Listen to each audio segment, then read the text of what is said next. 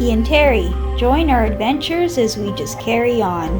We love to travel and want to share our adventures. Hit the subscribe button so you don't miss any upcoming videos.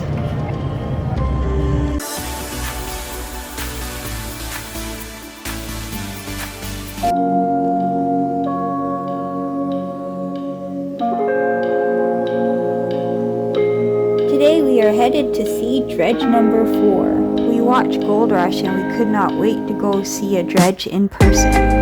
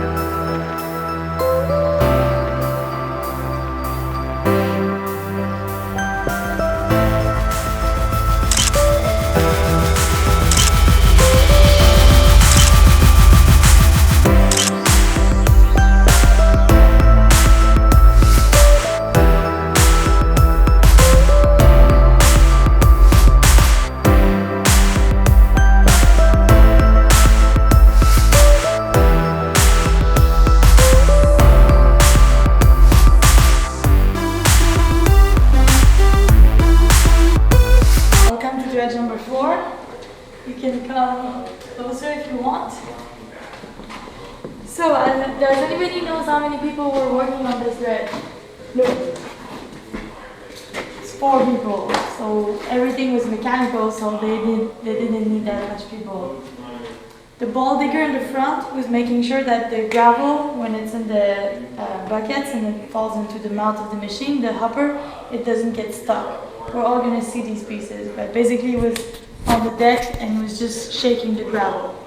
Then we have the storm dickeries at the end. We're also gonna go see a station, and he was making sure nothing gets stuck on the way out.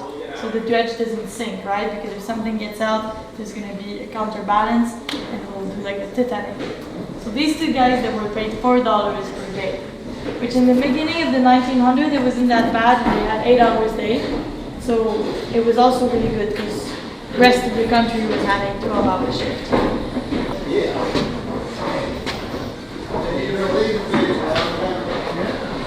Who's a mechanic? Oh, great. That's pretty cool. I like to have mechanics on my tour because they can tell me if I lie. This mechanism here was related to the winch rope, and it was moving the orientation of the dredge. So the dredge is like a boat, and there's an anchor in the back that anchor it at 60 ton and it anchor it at the dredge, and then in the front you have 2 cables, and they're related to dead man, which is a huge tree buried in the ground, and they're related like this, and then they're going to pull the cable to orient the dredge from right to left. The dredge is going to process ground like this, and then from 12 feet above the ground, sea level, to 57 feet down. That's where the pay dirt is. So it processes 600 yards of ground an hour. A lot of ground, but not a lot of distance, right? All these wheels here, they were adjusting the angle, and it goes to the winch room. So he's doing this. He's paid $8 a day. He's the captain of the dredge, so he's got the highest salary. And then the last guy I will tell you about is the old man. He was running all over this 8-story building, just hauling everything, because it's all working with mechanic, and the captain has to be able to control everything with these big pipes, so it has to be really well oiled. Also, if there's small things to fix, he's got workstation on every floor like these, and some bugs in the wall, like you can see behind you.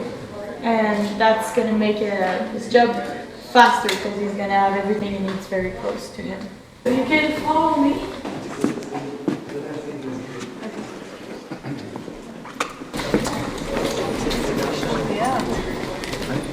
So we have a mechanic here. Do we have any gold miners? Active gold miners? Anybody who's friends with Johnny Beats? Of 1913. You think we can go and have a look at it? You maybe? No, I mean, I've seen him around town. When he sees my bus full of tourists, he always waves. But I've never had a deep conversation with him. He's a good guy though, he's nice. Comes to the Eldo bar is his favorite place. And yeah, like on TV he doesn't look very nice, but in person he's a good guy. Anyway, sometimes we talk about him in our tour, so when there's his friends, I won't say exactly the same thing.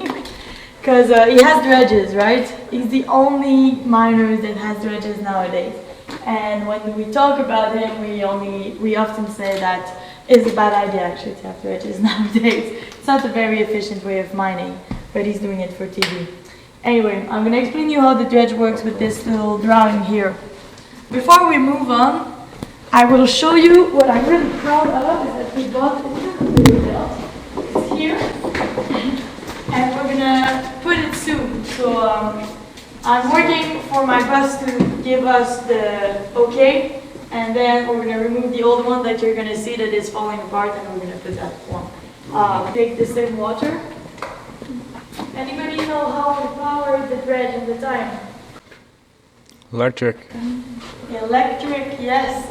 It was working with hydroelectricity, so Jour built an hydroelectric dam at the Klondike River of the Dempster Highway, and it was powering this 27 dredge we had in the area at the time. Parks Canada bought the dredge to the Guggenheim family. So yeah, just to put you in context, it's Jour that built the dredge. It was finished building in 1912.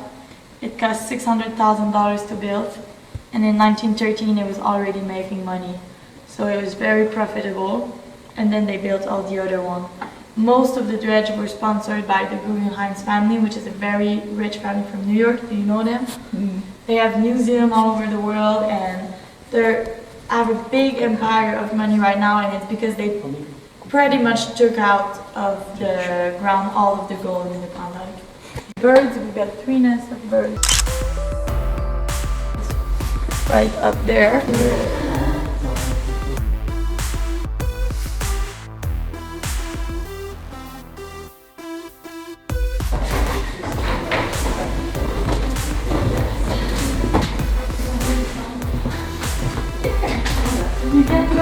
that if you will see it.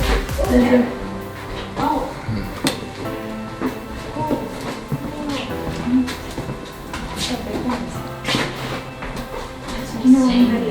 Well, Parker's, he was in the valley of Parker. I don't know if that's really good. It was in my section, and yeah, he was telling me a little bit about some stuff. You know Parker? Yeah, I don't watch the show, so.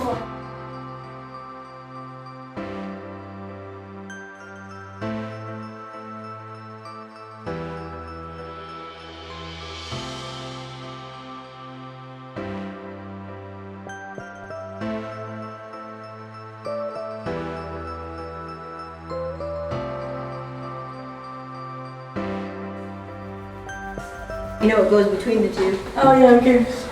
Well, if you take it, it goes through mountains, and the tunnels of the mountains, all the wood comes from Vancouver Island. We don't have trees that are strong enough up here to build structures like that. This is the biggest wood dredge in North America, and yeah, the trees we have up here, because of the permafrost, is only 4 feet down. The root cannot go more than 4 feet down. So it makes very skinny trees, and also it's very windy and cold. So they are not consistent enough to build this. First they assembled the dredge on the Klondike River in 1912, and then they ran it for 19 kilometers of the Klondike, which is very pure water. One of the purest water we have in the north. Actually, I can take a glass of water and drink up the Klondike, and it's drinkable, it's very good. When they used it again, they put it on Anchor Creek, which has a lot of silt, a bit like the Yukon River. So we can go upstairs, and we're going to see more about the mechanics of the butterfly. Go ahead. Thanks.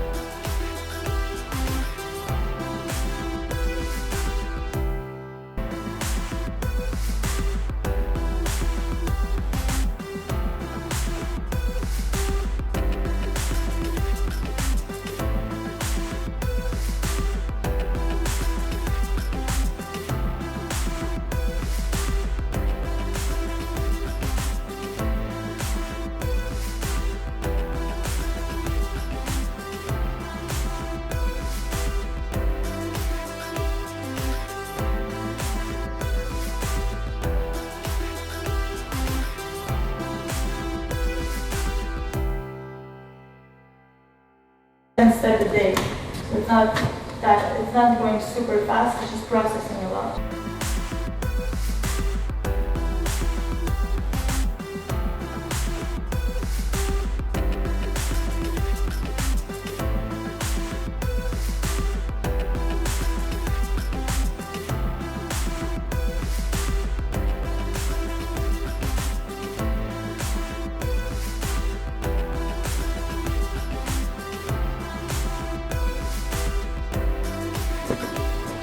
That's the logger of the employees.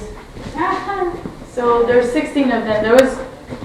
It's 8-hour shift, 2 times a day, and then you have a team for the days off of everybody else. So there's 16 all in all. Yeah. I can even jump and I move. Watch your head. Yeah, I bet.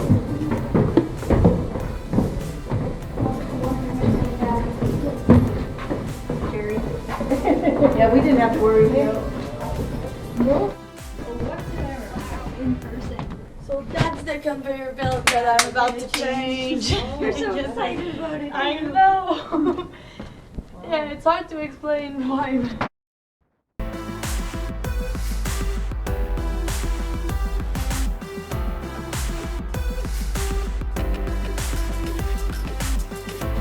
And also all the nuggets that are bigger than this are gonna be on the way out. listing it in the corner there. But the stern digger, he had the privilege to basically take whatever he finds because that's the garbage of the dredge, right? And so any mammoth debris, any bones from the first to go here, These boxes. Those are worthless, I guess. and keep it. Actually, one that's not very lucky.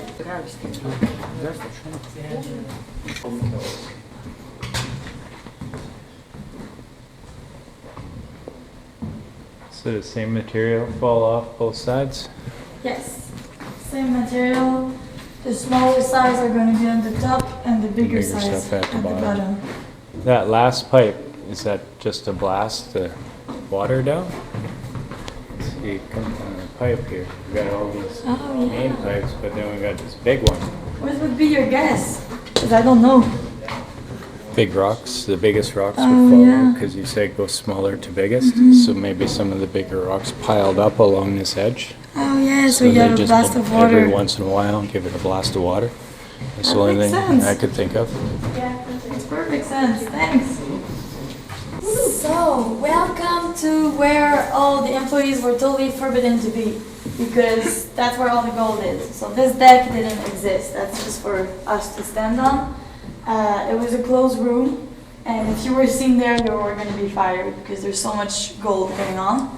One time every 24 hours, they shut the dredge down, and a friend of the company, they usually live in Bear Creek where the company is sitting, and they're going to come here and they're going to pound only the 3 first sluices, silver and 1% of other impurities. And then when you melt it down, the silver goes to the assayer and you get all your value in gold. And then you give it to the bank, and the rate of gold was controlled by the Canadian government, so it's $35 an ounce. In the 70s, Nixon goes into power and he puts the gold in the free market. So in 1 year, it goes from $35 an ounce to $350 an ounce. That's what started the third year of the Klondike Gold Rush. Great. Wow. Thank you very much. It was a really nice group. And I've learned actually a lot of things because he's an electrician. I learned that the pipe at the back, it was to make all the big rocks leave because the biggest material was in the back. Anyway, maybe for you it's not that pertinent, significant. And all these electric motors were designed by Nikola Tesla. They were designed by Nikola Tesla? I didn't even know that. That's awesome. I love this guy. They're all AC motors. I'm not sure it was converted to DC. Some of them may have been still AC motors. And thank you. Thank you so much. This is great. Enjoy the rest of your day. Next stop, gold mining at plane number 33.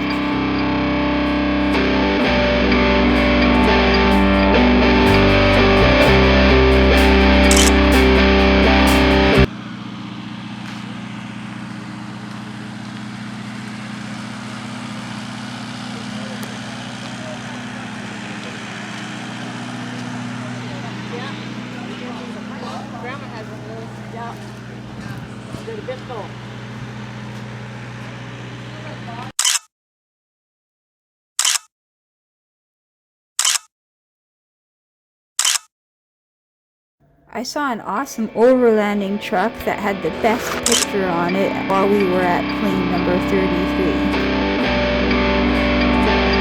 Then we crossed over the Yukon River to camp at the Yukon River Campground. It cost $12 a night.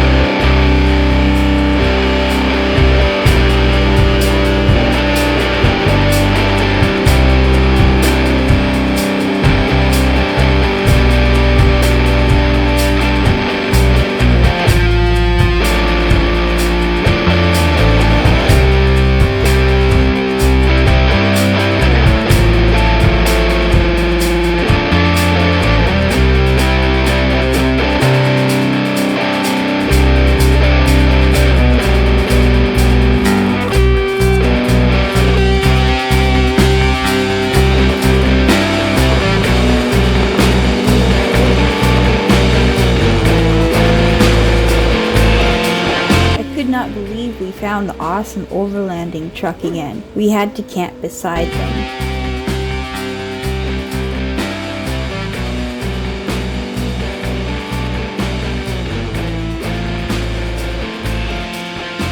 Woo, that's a big tire. Overlander, type truck, you know what I mean, for living, and I tried to build the same thing. And I got Roswitha and claws.